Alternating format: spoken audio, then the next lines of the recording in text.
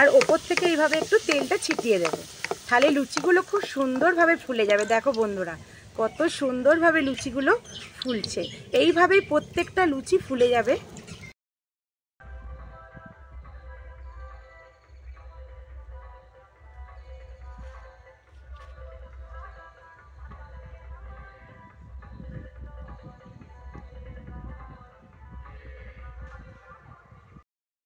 নমস্কার বন্ধুরা, মৌমিতাই আমি কিচেনে তোমাদের অনেক স্বাগত। আমি চলে এসেছি প্রত্যেক দিনের মতো আজকেও আবার একটা নতুন রেসিপি নিয়ে। আজকে আমি বানাবো রবিবারের সকালের খাবার হিঙের লুচি আর ঘুগনি। এই ঘুগনি আর হিঙের লুচিটা আমরা রবিবারের সকালের টাইমে টিফিনে খেয়ে থাকি। এই রেসিপিটাই তোমাদের সাথে শেয়ার করব বন্ধুরা, পুরো রেসিপিটা দেখতে থাকো, আশা করি তোমাদের খুব ভালো লাগবে। সবার প্রথমে আমি আলু আর কড়াইটা সেদ্ধ করে নেব। এখন আমি উনুনটা ধরিয়ে নিয়েছি, কড়াটা বসিয়ে দিয়ে আলু আর মটরটা সেদ্ধ করে নেব। এখানে আলু আর মটরটা ভালো করে ধুয়ে রেখেছি, আর মটরটা আমি রাত্রিরে ভিজিয়ে রেখেছিলাম যাতে তাড়াতাড়ি সেদ্ধ হয়ে যায়। আর মটর আর আলু ভালো করে তারপরে ধুয়ে নিয়েছি, এখন এটা সেদ্ধ করে নেব। আর এখানের পরিবেশটা তো দেখতেই পাচ্ছ, নতুন জায়গা। আমি চলে এসেছি আবার গ্রামের বাড়িতে দেশে, এখানে এসেই আমি রেসিপিগুলো তোমাদের সাথে শেয়ার করছি। আলু আর মটর দিয়ে দিয়েছি, এবারে দিয়ে দেব জল, আর একটু দেবো অল্প পরিমাণে একটু লবণ। লবণটা দিলে তাড়াতাড়ি সেদ্ধ হয়ে যাবে। চাপা দিয়ে আলু মটরটা সেদ্ধ করে নেব।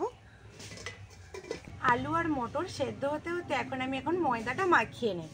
আর যেহেতু আজকে আমি হিঙের লুচি বানাবো, হিং দিয়েই তো আজকে আমি ময়ামটা করব। ময়দার মধ্যে আমি দিয়ে দেব অল্প একটু হিং, আর দেব পরিমাণ মতো একটু লবণ। ভালো করে হিং আর লবণ দেওয়ার পর একটু মাখিয়ে নেব। আর দেব অল্প একটু সাদা তেল। এখানে বেশি সাদা তেল দেওয়ার কোনো প্রয়োজন নেই, 2 চামচের মতো দিলেই হবে। দিয়ে ভালো করে এটাকে আমি মাখিয়ে ময়াম করে নেব। এইবার দিয়ে দেব জল। এখানে কিন্তু সেই ময়ামটা এইভাবে মুঠো করলে যে শক্ত হবে ওই রকম করার কোনোই দরকার নেই, অল্প একটু ময়াম করে নিলেই হবে। এখন এখানে দেব অল্প অল্প করে জল দিয়ে একটা ডো বানিয়ে নেব।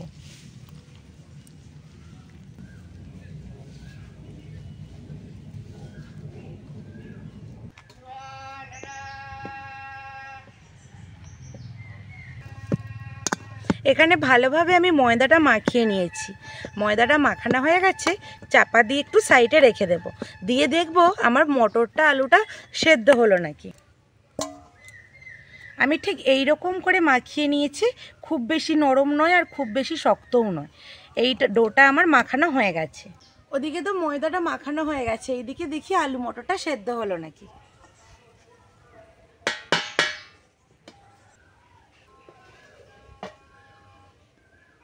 কত সুন্দর ফুটছে বন্ধুরা। আমি তো গ্রামে এসেছি শ্বশুর বাড়িতে, গ্রামের পরিবেশ কিন্তু হয় একদম আলাদা।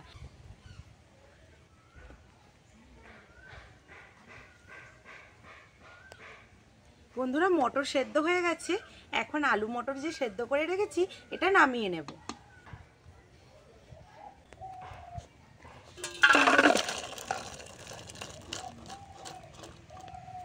মটর আর আলুটা সেদ্ধটা নামিয়ে নিয়েছি, কড়ার মধ্যে এখন দিয়ে দেব তেল। ফোড়নে দেব একটু তেজপাতা, আর দেব একটু গোটা জিরে। এখন এখানে দেব কুচিয়ে রাখা পেঁয়াজ। এটা খুব সুন্দরভাবে ভাজা হয়ে গেছে, পেঁয়াজটা এবারে দিয়ে দেবেন।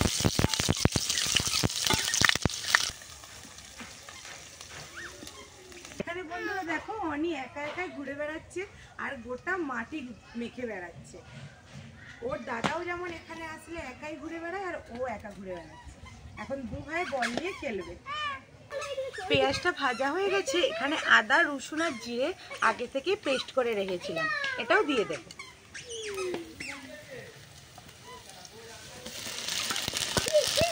কি রান্না করছি, জিরা রসুনটা এখন ভালো করে ভেজে নেব। আদা রসুন ভাজা হয়ে গেছে, এখন দিয়ে দেব কেটে রাখা টমেটো। এখানে একটা টমেটোকে আমি ছোট করে কুচি করে রেখেছিলাম, এটাকেও খুব ভালো করে ভেজে নেব। এখানে দেব লবণ। লবণটা আমি আগে প্রথমে দিয়ে নিয়ে রেখেছিলাম সেদ্ধর সময়, সেই জন্য অল্প করে লবণ দিলাম। আর দেব পরিমাণ মতো হলুদ গুঁড়ো, আর দেব লঙ্কা গুঁড়ো। লঙ্কা গুঁড়োটা আমি পরিমাণ মতো দেবো, তোমরা ঝালটা কম বেশি করে দিয়ে নিতে পারো। খুব ভালো করে আবারও মশলাটা আমি ভেজে নেব। অনিও চলে এসেছে, আমি রান্না করছি, আমার সাথে রান্নার কাছে চলে এসেছে। এখানে মশলাটা খুব ভালোভাবে কষানো হয়ে গেছে। এখানে এখন সেদ্ধ করে রাখা আলু আর মটর দেব। জলটা কিন্তু ফেলবো না, জলটা সমেত দিয়ে দেবো।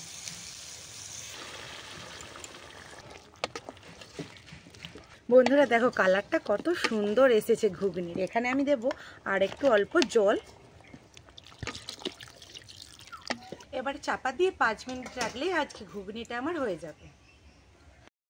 জল দিয়ে মটর আলুটা আমি আর একটু সেদ্ধ হতে দিয়েছি। আমার তো ঘুগনিটা হয়েই এসেছে।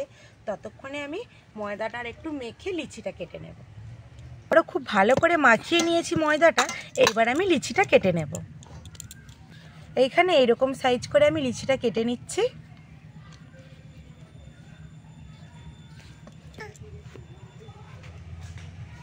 লিচি কেটে নিয়েছি, এখন আমি এই লিচিগুলোকে এইভাবে একটু পাকিয়ে নেব। ঘুগনিটা হয়েছে কিনা এখন দেখে নেব চাপাটা খুলে। ঘুগনিটা হয়ে গেছে, আর কালারটা দেখো কতটা সুন্দর এসেছে। ঘুগনির টেস্টটাও হবে খুব সুন্দর।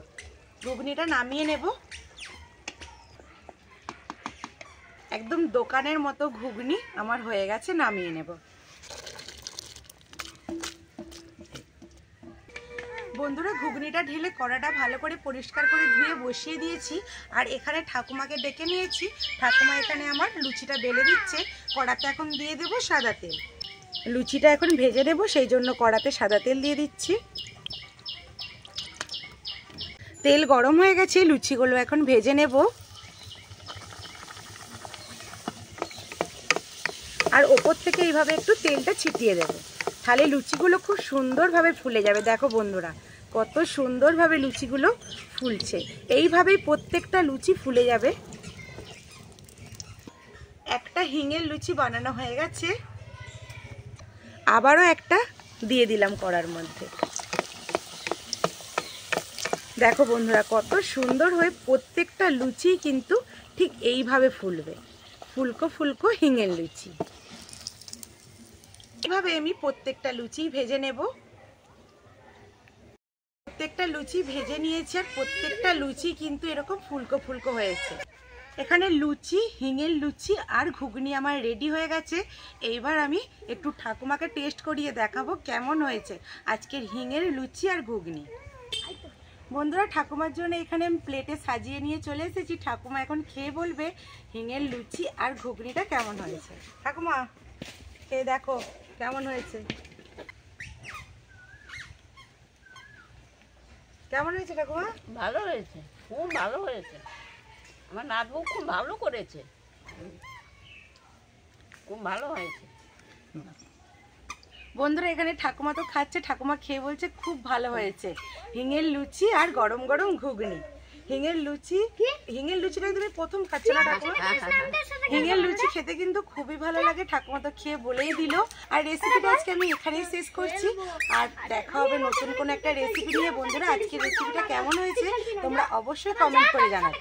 ভালো লাগলে একটা লাইক করে দেবে, আর বন্ধুদের সাথে শেয়ার করে চ্যানেলটা সাবস্ক্রাইব করে, আর ফেসবুক থেকে দেখে থাকলে পেজটিকে ফলো করে আমার পাশে থাকবে। তো বন্ধুরা টাটা, দেখা হবে নতুন কোনো রেসিপিতে।